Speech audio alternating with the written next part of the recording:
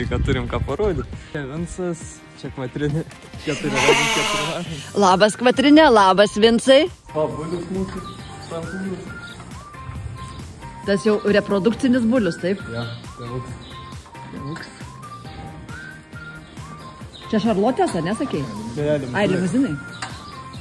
Mama su mažyliu, pasislėpė mažylis. Gerai, viską supratau. Nu, mažylį pasirodėgi. Karvukas. Jo, aš mama supratau viską. Aš einu. Ką veiksim, Eimantai, šiandien? Važiuosim kitą ūkį. Aha. Ir susitiksim su kolegom.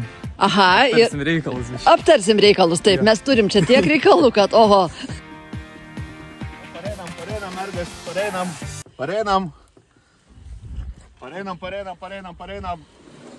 Atšinkat, mergas. Ir jo šia tipo tavęs taip klauso? Jo, jau da milt par, sargiai. Į pyragėlį. O, žiūrėk. Nu, bariūnė. Va čia tai grožis. Nu, pyragėlį.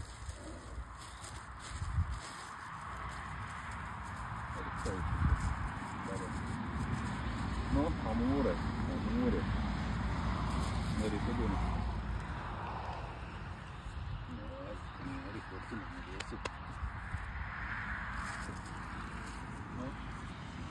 Tėtis su sūnum. Čia tėvas ir sūnus, taip? Jo, mama pareina. O čia mama, čia visa šeima? Visa šeima. O jie tarpusavyje sutarė? Jo. Viens kito ten, nu, nemuša ar... Ne.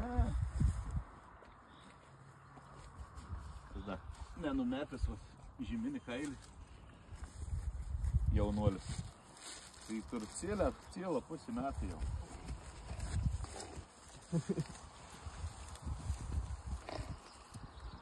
Arkliukai yra mano hobis. Labai brangus malonumas šitas. Ne. Pirminis užpirkims brangus, o paskui jau jie patys savį išlaiko. Nu, matai, kai širdžiai gera, tai čia nereikia pinigais gal matuota, ne? Jo, iš tikrųjų tai taip. Iš tikrųjų ten saugotina veislė. Yra parama jų išsaugojimų, už vieną arklį gauni 200 eurų, tai realiai jis ir įsimaitins savi. O kokia čia veislė? Lietuvos sunkieji. Lietuvos sunkieji. Va, kaip atrodo Lietuvos sunkieji.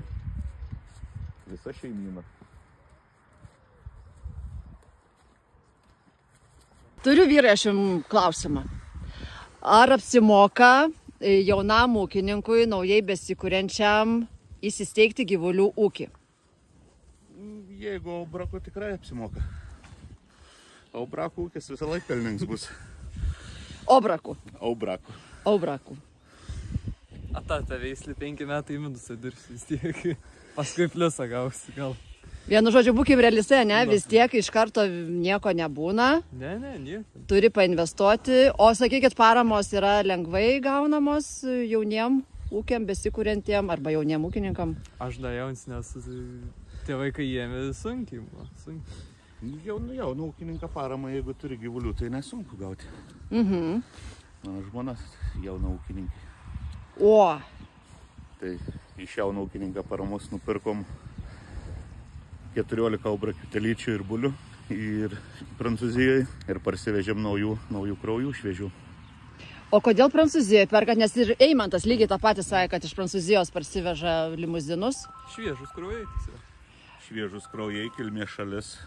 Tiek aubrakų, tiek limuzinų kilmės šalis yra Prancūzija. Tai kol kas renkamės gyvulius iš prancūzų, kurie kilę, jų genetika atidirbta.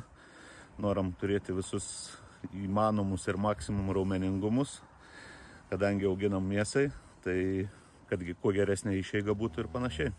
O realizacija tos mėsos, kaip sekasi? Yra kur realizuoti? Jo, muštynės vyksta, ypač šiemet. Dėl mėsos, ar ne, geros kokybiškos? Šiemet tai visi supirkėjai irgi dabar, kainas geresnės daug. Tai vienu žodžiu, poreikis didžiulis? Jo, tai bet ką mes užauginam, realiai galim pasakyti taip, kad Lietuvoje jos ir nelieka. viskas išvažiuoja į Ispaniją, Šveicariją ir panašiai. Tai o ką valgo lietuviai tada? Jūs man atsakykit, vyrai, auginantis mėsą. Numelštas. Realiai, ką mes užauginam, viskas atitenk ne mums. O gerai, tai kame tada niuansas, kad lietuviai nepasilieka mūsų lietuviškos mėsos? Gal gera, ko mėsa yra per brangi dar kol kas Lietuvai. Lietuva neįperka. Ir nėra tos valgymo kultūros jautienos. Pas mus kiaulė yra pagrindinis maistas. Dar nesam perėję ant tos grina jautienos mėsos. Vien žodžiu, augti turim kur? Kultūra, jautienos valgymo kultūra, kaip sakant, turi didėti. Liepos 5 dieną tai bandysim pateikti. Aš būsiu Liepos 5 dieną. Labai gerai. Čia pas jūs gal bus ūkį? Šalia. Visai šalia. Už 5 km Paršežerio stovyklavietėje. Nu tai kviečiam visus Liepos 5 dieną atvykti į kur? Į Paršežerio stovyklavietę, į Beef Fiesta. Va tai va, susipažinsit, ne, su visom tom veislėm, steikus paragausim, padegustuosim. Cielą jautuką iškepsim ant laužo. Wow, žiauriai gerai. Programa dar pilnai nesudėliota, bet žinom, kad koncertuos patruliai. Ir visą dieną vyks kažkokios varžytuvės, krepšinio, daleiskim, tinklinio, traktorio tempimo rungtis, rulono ridenimo rungtis. Kitkų metimo gal bus. Dar sudėliosim tą dienotvarkę, bet bus daug rungčių, daug prizų ir panašiai. Vienu žodžiu, normalus, didelis, įdomus renginys, su daug veiklų. Ir ne tik pavalgyti, bet ir paveikti kažką. Taip. Svarbiausia yra pabendravimas, pabuvimas, pasidalinimas įspūdžiais, kas kaip sekas, kaip sako, ne kas griovio, kitam geriau kaimyniškai 5 paduoti, negu kaimyniškai kapčių perkelti. Mano mintis. Beef Fiesta, ko gero, dalyvaus keli prancūzai. Dar 100% nesam garantuoti, ar aubrakų veisėjas bus, bet kiek žinau, atvažiuos tas Oliveris. Ja. Ir ko gero dar Luka, ko gero, atvažiuos vėl šefas iš Prancūzijos. Tai Beef Fiestos metu, jeigu bus Luka, tai jis parodys savo sugebėjimus, savo ilgametę patirtį, pasidalins su mumis. Šefu dirba nuo 14 metų, jam dabar yra, bijau pameluoti tiksliai, kažkas apie 380 metų. Skirtumas limuzinų ir obrakų. Bet teisybė, pasakau. Bet teisybė, taip. Lietuviška ar prancūziška? Lietuviška. Nu, mėsas skanesnė, ko gero, obrakų yra. Ar tikrai? Tikrai. Aš tai galiu pasakyti taip, kad aubrakas yra labai, labai gražus. Jeigu aubrakę karvę pasižiūrim, tai jinai tikra prancūzaitė. Ragai pajuodė, koinytės baltos, nosytė papudruota, akytės papudruotos. Superinė moteris. Ir su skrybelaitavas. Gali būti. Aš įlipau į jų pyragą šiandien. Tai viskas gerai. Viskas gerai. Čia, jeigu pasižiūrėt paskutinės mokslinės tendencijas, kaip tik prieš 2 dienas kalbėjau kaimo reikalų komitete, tai buvo taip, kad pasirodo beariminiai žemdirbystėj anglies užrakinam 1,04, tai yra 4%. Jeigu mėšlų trešiam dirvą, užrakinam 1,44. Tai yra 40% daugiau anglies užrakinam trešdami mėšlą. Nes anglis yra augalų statybinė medžiaga. Ir mėšlas tą duoda. Tai ar jis limuzinas, ar jis aubrakas, jisai vis tiek užrakina tą anglį dirvožemį. Tai yra labai svarbus. Tai yra labai svarbu. Ir vaikai, kai būdavom, tai po tas bulkutes netgi basom minkydavom jas, kojas nepašaltų. Žinokit, taip. Esu basom ir aš įlipus ir mano netgi sūnus yra įlipę. Nu, taip, ką, tai labai sveika, ekologiška. Viskas. Jo, tokia procedūra čia yra, relaksinė tokia. Mėsos tada išeiga, ne, vis tiek kažkokie tai kiti yra parametrai. Kaip vertinama, užauga gal geriau tie aubrakai negu limuzinai, ar aš čia klystu? Teisybė. Kurie lepesni, tarkim, ligom ten, ar... Limuzinai lepesni, šarolė dar lepesni yra, o va šitam ūkį, ką irgi galim pamatyti, tai ne veislės svarbus savininkas, kaip jisai žiūri į tą gyvulį. Tarkim, čia, kadangi gyvulių šerės su pašarų dalintuvu, ar jis bus limuzinas, ar jis aubrakas priesvaris ženkliai geresnis. Jeigu tarp veislių palyginti, taip, aubrako bus geresnis. Nes aubrako tėvynė Prancūzija yra ne žolė tarp akmenų, bet ten vien akmenys yra. Ten akmenys Tai tarp jis žolių. įpratęs valgyti akmenis ir lietuviška žolė yra jam per gera. Tai dėl to aubrakai tikrai auga gerai, geriau negu limuzinai, o limuzinas jis yra lepesnis. Jam reikia ir geresnio pašaro, jam reikia ir pastogės, jam reikia ir šilumos šiek tiek, jeigu norim gauti daug ir geros mėsos. O dabar turiu vieną iš tikrųjų tokį atvejį, žmogus kraustosi į kaimą gyventi ir manęs klausia, ar apsiimti auginti gyvulius. Galbūt pieninius, galbūt mėsinius. Ką patartumėte tokiam žmogui? Jūs kaip jau tikrai veteranai, jau pravalgę dantį šitoje vietoje. Jeigu jis nori dirbti ir dar kartą dirbti, kai sakė vienas žymus žmogus, tai tada pieniniai. Jeigu jis nori ir dėl savęs pagyventi, tai tada mėsiniai. Jeigu kalbėti apie veislės, tai tada vėlgi grįžtam prie to pačio aubrako.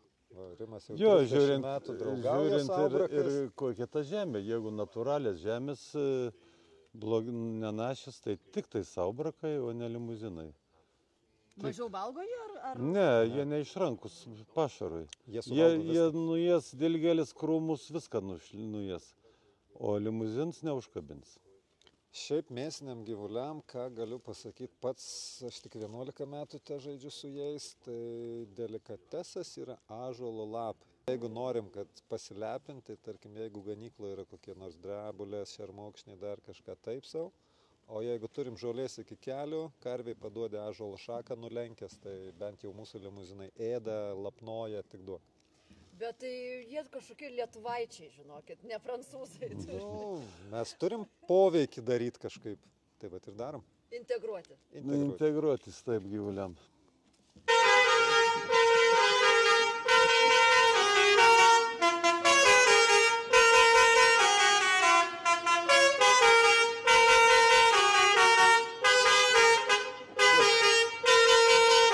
Šitie du žmonės Da trečias ten. ir trečias ten yra traktorių eglutės organizatoriai. Nu, da kitų yra. Ir kitų yra. Namuose dabar. Iš tikrųjų, jaunimo mintis mūsų senių pagalba. Jaunimas turi visada labai gerų idėjų. Ir tas traktorius, tas pipsenimas toksai buvo būtent traktorių eglutėje, neruoštas. Tai va, ruošėjas didžiausias. Paruošėm taip, kad būtų jau normaliai paruošta traktorio eglutė. Šiais metais bus? Manom, kad taip. Tu kažkur prie Pauliaus, prie Laukuvos. Planuojam prie Laukuvos ir vėl palei autostradą. Čia turim tokią vietą nužiūrėję ant tokios kalvikės. Jeigu susitarsam su ūkininku, tai bus Šilalės rajone šiame traktorio eglutė. Jėga labai iš tikrųjų, žinok, laukiam, nes ta eglutė jau įgauna pagreitį, irgi toksai vienas iš renginių. Nu, Tai ko gero treti metai bus. šiemet bandysim biškį paankstinti tą laiką, kad nebūtų grinai ant pačių švenčių. Gerai, būsim. Tai su traktoriu dabar. Dabar sakai, iš Kaišiadorių lekiam su traktoriu, ne? O ko ne? Nu, vieni pas kitus, ne? Taip, į Mes svečius. į Dakarą. Dabar dėl Dakaro, jo. Na. Ką sugalvoja dėl Dakaro šitas kraštas? Da, sprendžia. Nu, va, Tiesma prie savo. fūra paruošta, trals paruoštas. O? Trals paruoštas beveik gerą pusantrinę. Bet ir keisą matau. Yra ir keisas. O nenorit leisti ir keiso? Iškada. Dalyvaut ruošiatės su pusantriniu? Nežinom dar iš tikrųjų, bet mintis dėliojam. Tikri ūkininkai turi turėti Dakaro vėliavą, traktorių Dakaro vėliavą ir Toyota džipus. Kiek žinau, čia vyko pirmasis aukcionas, Jo. ne, šitam Pauliaus ūkyje, teisingai? Kartu su Ošviu, Rimanto Rimkaus ūkis, tai čia vyko pirmasis aukcionas, kurio pirkėjai buvo labai nedrąsus. Realiai buliai parsidavė po aukciono, ne pačio aukciono metu. Kai pasibaigė aukcionas, tas lietuviškas drovumas neleido kelti rankos, tai kai pasibaigė aukcionas, realiai praktiškai visi buliai parsidavė po aukciono. Gal žinai, ne tai, kad drovumas, bet nėra Lietuvoje gal tos kultūros dar aukcionų? Gal pirmas buvo toks drovus, antras buvo drąsesnis, jau buvo pasivaržymų, o trečias aukcionas buvo visai fainas. Tai, Trečias dabar, kur įvyko, taip? jo, tai iš 8 bulių visi buliai sėkmingai parsidavė. Kaip gimė ta mintis? su aukcionais? Gal iš pavydo, matom, kaip kitos šalis daro, kad ir prancūzai daleiskim tus aukcionus, ta kultūra tokia yra, mes kažką, nors esam mažai pas mus Lietuvoje gyvulių, bet kažką norim turėti tokio savo irgi įnešti tą kultūrą, pirkimą gyvulių, pardavimą ir parodyti tą ir pačios jautienos maisto vartojimą, pateikti žmogui. Pernais darėm ir jautienos mėsos degustaciją, turėjom pasikvietę šefą iš Prancūzijos Luką Delerį. Tai darėm tokį jautienos valgymo kultūros, kaip pasakyti, popietę. Tai irgi labai sklandžiai, fainai pavyko mums tas renginukas. Vienu žodžiu, lietuvis reikia dar mokinti, ne? Raginti. Jautienos kultūros valgymo. Taip, paraginti, kaip sakant. Tie, kas jau papratę, tai pastoviai ieško geros mėsos ir ieško tiesiai iš ūkininko, nori nupirkti tą mėsą, nes pati geriausia mėsa, kaip bebūtų taip, gausi ir šviežią tik iš ūkininką, iš pirmų rankų. O Pauliau, paties ūkis yra ekologinis, teisingai? Taip, taip. O tavai man tai irgi? Pereinamas laikotarpis dabar. Būsim ekologiniai irgi. Nenaudojam chemijos, tiesiog nei trąšų, nieko. Arba mėšlas, arba nieko tiesiog. Supratau. Nu va, tai prašom lietuviai pirkti ekologinę jautieną iš šitų ūkininkų. Nes vat būtent šitie žmonės, realūs žmonės, užaugina maistą, mėsą, konkrečiai jautieną pardavimai. Ir geriausios kokybės. Va. O dabar einam ir ją dar ir pasigaminsim. Aš tai negaminsiu, aš tik valgysiu.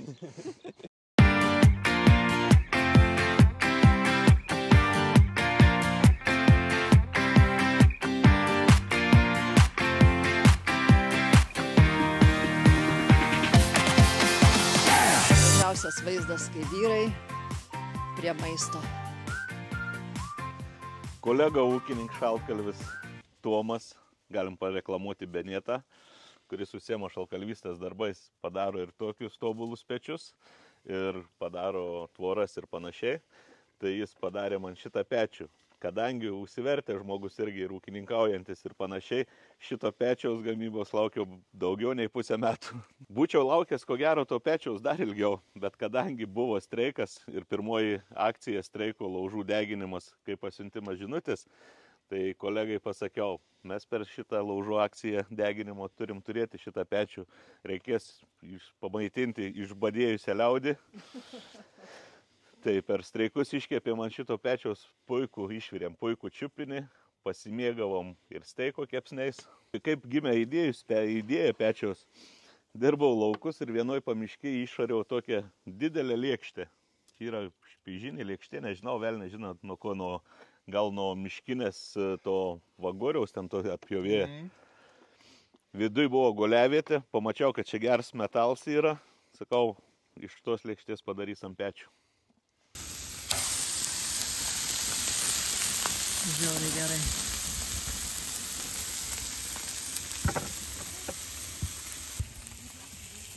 Padarysim tokių pafirmė kepsnelių. Nu, karališka puota, klausykit. Su ekologiška produkcija jautiena. Visiems pagarsuoti, man pagadėti. Nu ne, vyrai, didžiausias bus man, žinokit.